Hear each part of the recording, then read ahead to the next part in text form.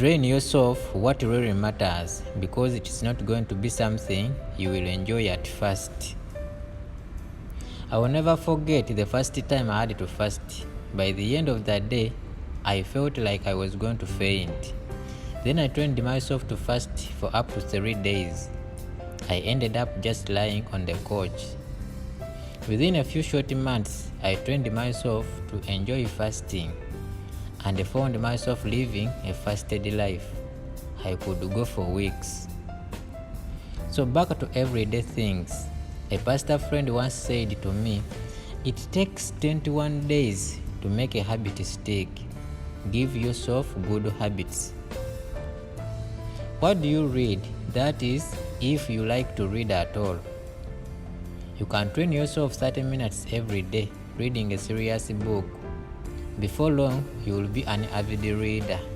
I read a brief article a while back, for example, which said the essential part of being a good mentor is asking the right questions.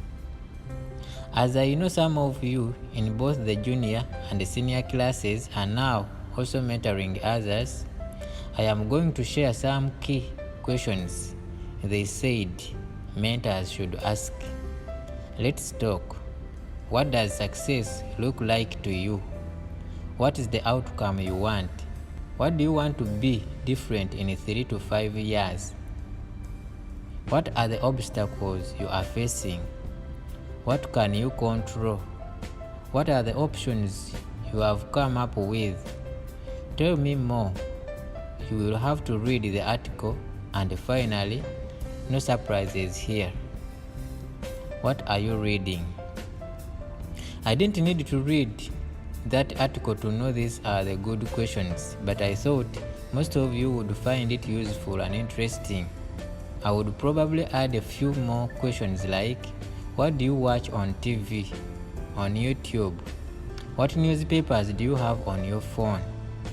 How many sports games will you watch this weekend? Can you reduce them and use the time for something else? Do you have the discipline of these small changes? If you have been worried by the footman, what will you do about the horseman? Don't be overcome by smaller changes of life. Prepare yourself to deal with the true challenges. When I first started this platform back in 2013, most of you were cubs just getting started. Now look where some of you are. Even if you are still a cub in experience, you have a lion mindset. You are solution seekers, hunting for opportunity to innovate and to create profitable businesses. It is about time for all of you to join larger professional online communities like LinkedIn. If you haven't already, LinkedIn is one place where you can go, do research, and find some really useful cutting-edge articles shared or written by peers in your own industry. I myself just joined LinkedIn again a few days ago to be a good example to you. But I haven't had time to write a post yet. I will keep you posted. Suffer the pain of discipline or suffer the pain of regret. Reflection. The most difficult thing I had to learn as an entrepreneur was not how to innovate great products, or to raise capital, or to build the processes to scale a business. All those are important entrepreneur's skills. But by far the most difficult skill I had to learn was how to identify partners that I could work with on a long-term basis. How to develop and nurture sustainable win-win partnerships. In the early days, I really got burnt and often ended up feeling bitter and even betrayed. But always I knew I must keep trying. You have no choice. If you want to build a big business, enjoy building partnerships and discuss partnerships virtually every single day. I can tell you every principle of successful partnership, but it's like swimming. You cannot master it without getting into the pool. Why is it important not to believe in things like a lifetime opportunity or once in a lifetime opportunity or opportunity only knocks once. As an entrepreneur, you cannot afford to ever believe any of this stuff. There is always another opportunity. There is always a better opportunity. That is the mindset of an entrepreneur. That's why we always get up, dust ourselves up, and try again. You cannot imagine the number of times a partner or partnership failed, or simply let me down. Sometimes after years of working on it. It is all part of the game. As long as you are learning and have the right mindset and attitude, you are getting through your training. That's all, my eaglet. Soon you shall surely fly. What do you see as an entrepreneur? When you look at the picture of the lion in a tree, I watch a lot of nature programming on National Geographic. So I already knew that there are tree climbing lions. It's a unique specialization, just like there are lions that hunt elephants. However, I put up the picture to challenge your sight as an entrepreneur. First, you can specialize in something difficult and become so good at it that you always appear relaxed. 2. Innovation increases opportunities. 3. Skill increases opportunities. When good intentions have unintended negative consequences, try to make yourself part of the solution. As entrepreneurs, our innovations make life better and bring about much prosperity. But more often than not, they also bring with them unintended negative consequences for people and mankind. Let me give you an example from my own industry. In order to provide mobile coverage, we need to install base stations. A country like Nigeria probably has at least 100,000 base stations. Now we all know that almost every African country has problems of power from the grid. So what do mobile operators do to keep them working? They install at least 2, sometimes even 3 generators at each site. How many generators do you imagine have been installed by mobile operators across Africa? Millions. That innocent-looking mobile in your hand is involved in massive damage to the climate. So will you take responsibility to solve the problem? The power companies that fail to provide reliable clean power, or mobile companies who install ever more diesel generators, or the consumers who demand more and better coverage? I have not even talked about the millions of generators that daily provide power for charging mobile phones.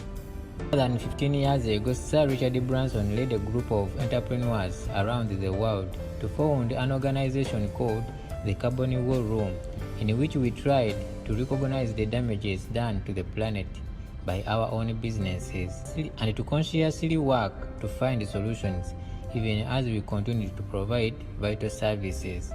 Personally, I pledged to switch to green power to provide power to our base stations wherever possible.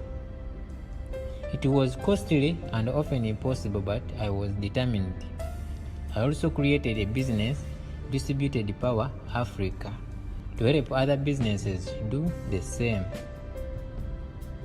Distribute Power Africa is now the leading business in this field in Africa. We generate hundreds of megawatts of power for businesses that once used diesel as a source of power. We are pushing even harder. Sadly, we found talking to some business leaders that they were not only denying the negative impact, but they were using their resources to quietly finance doubts and misinformation about climate change. You can only begin to solve problems when we accept responsibility like adults. Make yourself relevant in this world by being part of its concerns. Each one of us has challenges, but we are also part of a local community that has challenges, and a city that has challenges, and a country that has challenges, and a continent that has challenges, and a global community that has challenges. Whilst being super focused on our own personal and business challenges is important, You must never do so at the expense of or in a lack of interest to those other challenges: local community, our cities, our country, our continent, and the global community. Barack Obama famously said, "We must learn to walk and chew gum at the same time." Expand your horizons and capacities to be able to be engaged at all of these levels, even as you struggle with your own personal and business challenges. This week, the world is focused on the greatest challenge we have ever faced as a global community: climate change. That certain human activity leads to a warming of the planet is a scientific fact, except for those who either cannot understand or refuse to understand basic physics. The true battle is how we solve the problem.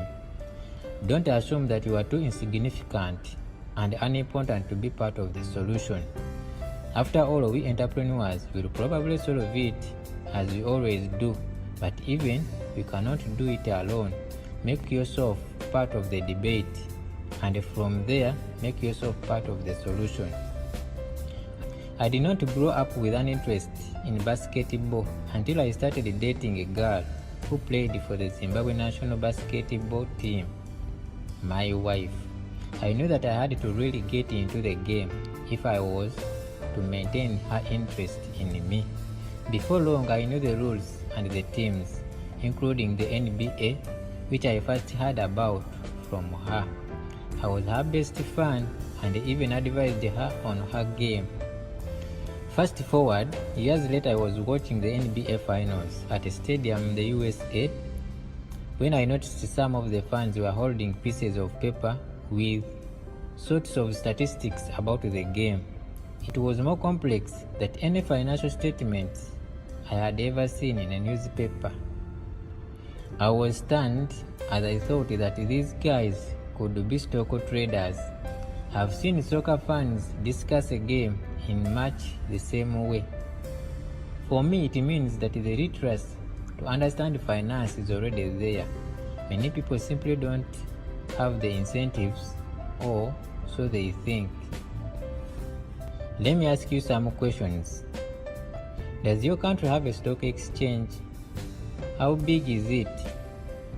The number of listed companies, the total value of the companies on the exchange, average volume of trade. When you see the financial statements of a listed company in a local newspaper, in Africa, most exchanges actually require that the results are published every 6 months in a public newspaper. How often do you stop to read them? When I arrived in Zimbabwe in 1984, I trained myself to read those statements. I knew about the listing and I paid more attention to those reports than things like sport.